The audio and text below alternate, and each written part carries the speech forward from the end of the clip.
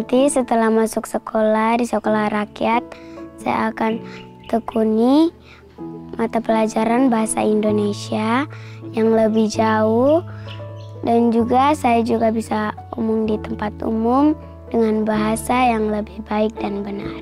Karena cita-cita saya ingin menjadi suster. Misi saya sebagai kepala sekolah, saya ingin menjadi pemimpin yang menjembatani mimpi anak-anak NTT, khususnya anak-anak Kabupaten Kupang, lewat pendidikan yang berkualitas yang disediakan oleh pemerintah secara gratis, baik operasional maupun personal. Maka ini harus ada upaya khusus dengan pendekatan khusus. Maka Presiden memilih jalan yang terpuji dan teruji untuk mengentaskan kemiskinan itu melalui pendidikan.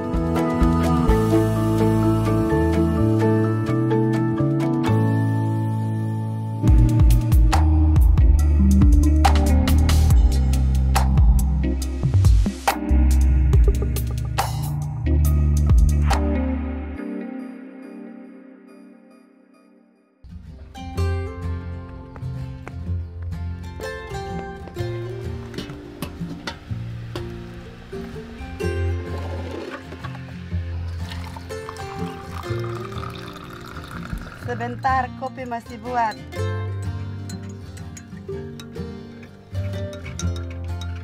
Perkenalkan, nama saya Paulus Mansula, istri saya nama Leli Paut, anak saya 4.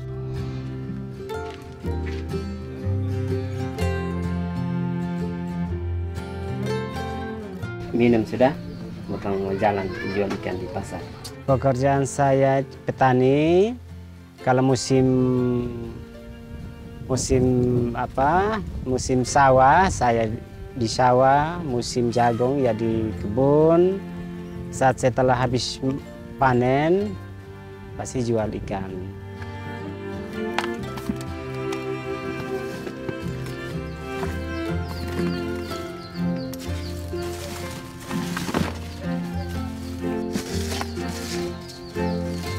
Yang sekolah di sekolah rakyat itu anak kedua, namanya itu Kristo Mansula. Ya, yang saya harapkan dari Kristo itu dia bisa sukses, dia bisa mendiri sendiri, bisa sukses, bisa membanggakan orang tua. Itu saya harapkan dari Kristo.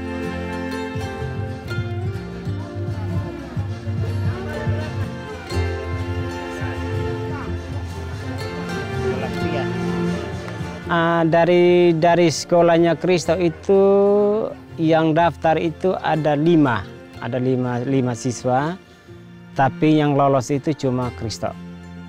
Saat hajar dia hanya 1 siswa saja yang lolos untuk sekolah rakyat ini. Saya bangga karena sekolahnya di dalam satu kompleks, asramanya juga tidak jauh dari sekolah. Tidak butuh biaya harus naik oto turun oto. Jadi kan bangun pagi langsung mandi siap diri untuk pergi ke sekolah. Daripada sekolahnya di luar mesti naik kendaraan turun sini naik sana itu agak repot juga. Iya, waktu dengan adanya ini karena dari tim itu sudah jelaskan bahwa sekolahnya ini sekolah gratis, semua fasilitasnya itu dibantu oleh pemerintah. Jadi dia bilang sudah untuk sekolahnya di sana sudah supaya bisa membantu meringankan beban orang tua.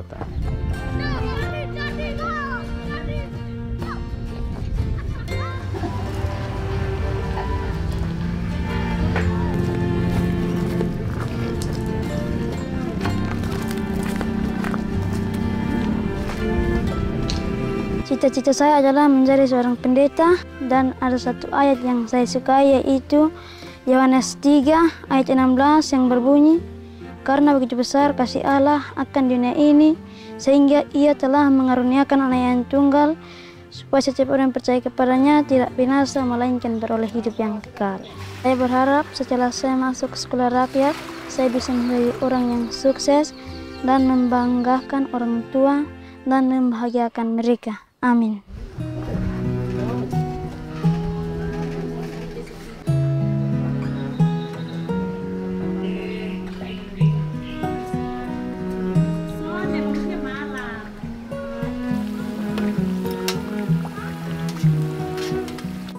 Saya Irene Patricia Monemnasi, usia saya 11 tahun. Saya baru lulus kemarin dari SDK Santo Yosef Limakua Putu.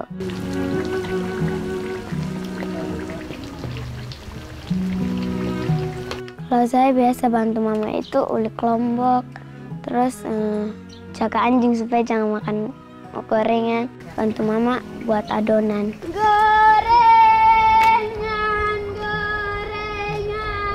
Saya jual, saya bersama dengan saya punya kakak Tilo. Kami berkeliling di kampung. Nanti setelah masuk sekolah, di sekolah rakyat, saya akan tekuni mata pelajaran bahasa Indonesia yang lebih jauh. Dan juga saya juga bisa umum di tempat umum dengan bahasa yang lebih baik dan benar. Karena cita-cita saya ingin menjadi suster.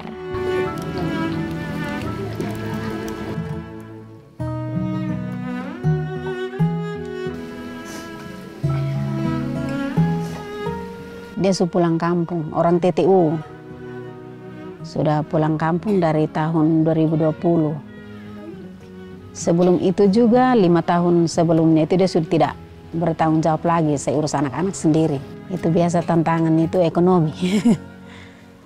Jadi dari anak pertama itu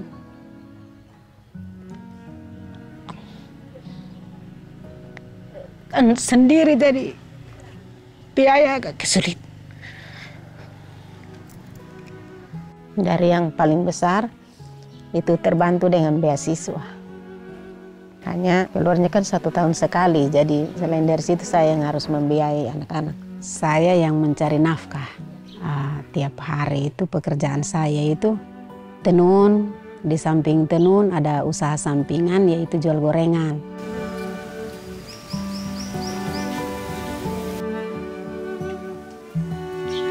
Mama, ini benar. Sudah? Sudah. Terima kasih banyak. Sama-sama. Bilang iya, anak. Dari sekolah SDK Santo Yosef Putu ini ada 5 orang anak. Jadi 1 diantaranya Irene. Jadi dari Pak bilang kami siapkan di sana fasilitas untuk tinggal di asrama. Dan semua biaya sekolah rakyat itu dibiayai oleh pemerintah. Jadi Sepung Nona dengan senang hati dia terima. Saya memang berat karena bungsu. Tapi melihat kembali ekonomi saya bilang biar dia masuk untuk membantu saya meringankan beban di rumah. Mama, Oto sudah datang.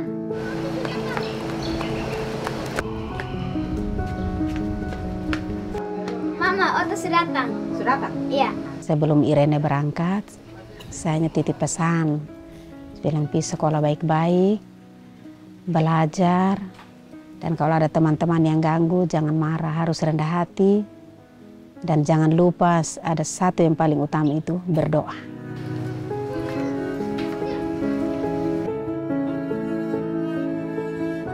Nah, bilang sekolah baik-baik. Supaya bisa mandiri. Supaya bisa sukses mama. Supaya kau jangan susah lah begini. Sampaikan ke mama, supaya mama tetap sabar. Mama tuh di kampung negara, supaya bisa angkat mama pun derajat, ya?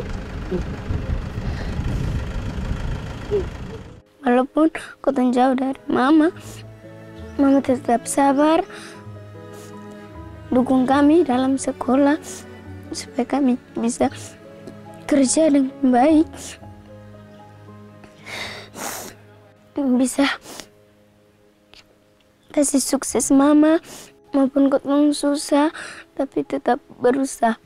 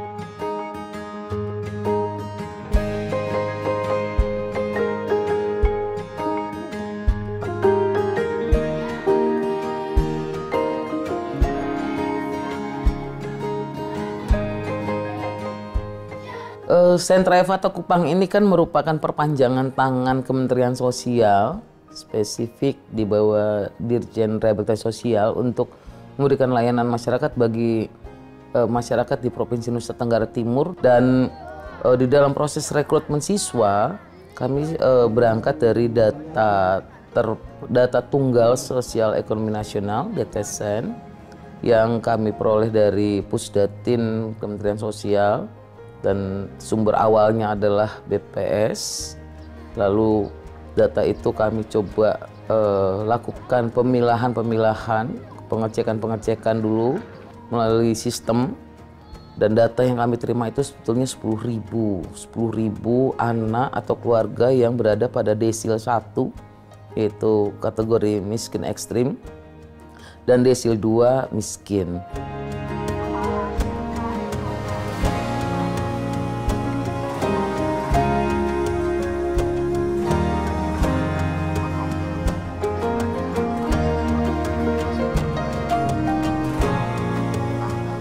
Saya sebagai kepala sekolah, saya ingin menjadi pemimpin yang menjembatani mimpi anak-anak NTT, khususnya anak-anak Kabupaten Kupang, lewat pendidikan yang berkualitas yang disediakan oleh pemerintah secara gratis, baik operasional maupun personal. Jadi saya sudah mengikuti retret bersama 52 orang lainnya se-Indonesia dari tanggal 16 sampai dengan 20 Juni 2025 yang lalu. Ada berbagai materi yang kami peroleh di sana ya, termasuk kedisiplinan, bela negara. Nah, hal-hal seperti ini sangat penting untuk kami sebagai pimpinan mendisiplinkan diri terlebih dahulu agar kami mampu untuk mendisiplinkan guru, tenaga kependidikan, dan juga tenaga lainnya yang seperti wali asuh, wali asrama, baru nanti dilanjutkan kepada para siswa. Nah, kalau kedisiplinan ini sudah terbentuk di kami sebagai pimpinan, maka untuk ke siswa pasti akan lebih mudah.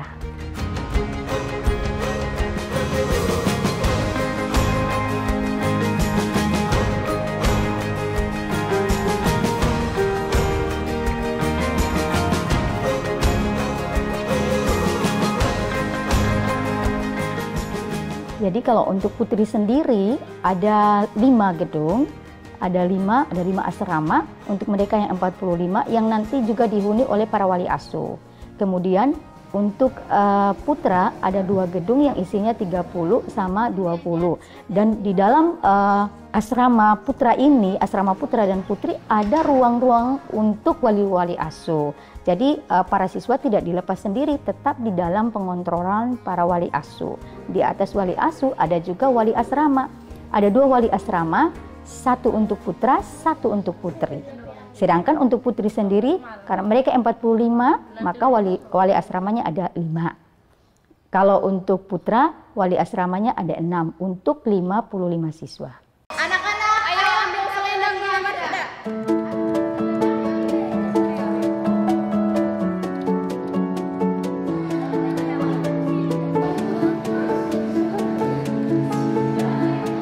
Setelah jam pembelajaran, mereka istirahat. Nanti mereka ada lagi kegiatan-kegiatan lainnya.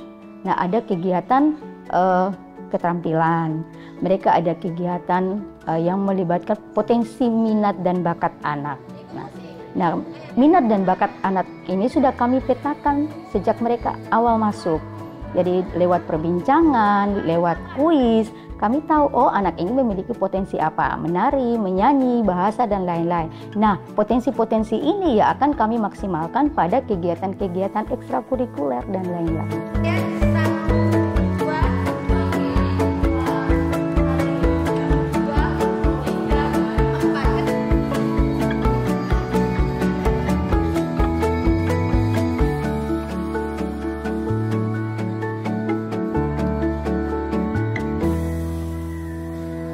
Harapan kami, setelah mereka keluar dari sekolah rakyat ini, mereka menjadi pribadi yang berkarakter. Karena kalau cerdas, di luar sana banyak orang cerdas. Setidaknya memiliki karakter yang kuat, karakter yang tangguh, punya daya saing dengan masyarakat di luar sana.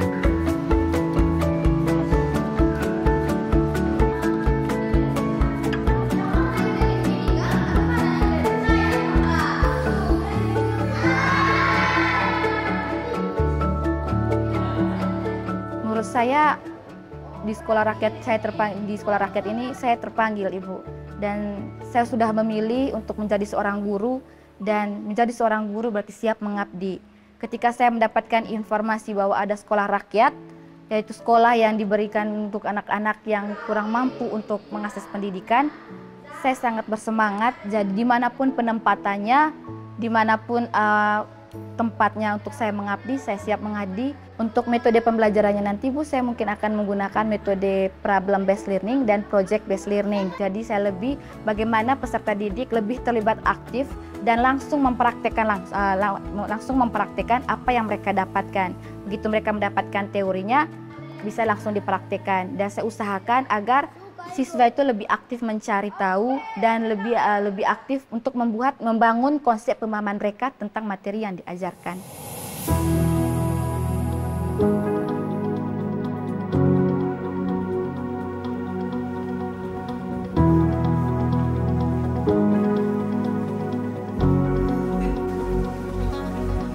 Jadi memang pertama kali sekolah rakyat ini disampaikan atau diprogramkan oleh pemerintah pusat dalam Pak Presiden. Kami Kabupaten Kupang itu sangat antusias merespon akan program ini. Nah, di Kabupaten Kupang itu yang terdata itu ada 11.628 anak-anak yang tidak sekolah. Yang memang tidak sekolah sama sekali itu ada di angka 8.000-an, 8.700-an. Sedangkan yang drop out ya itu ada 1.400-an, dan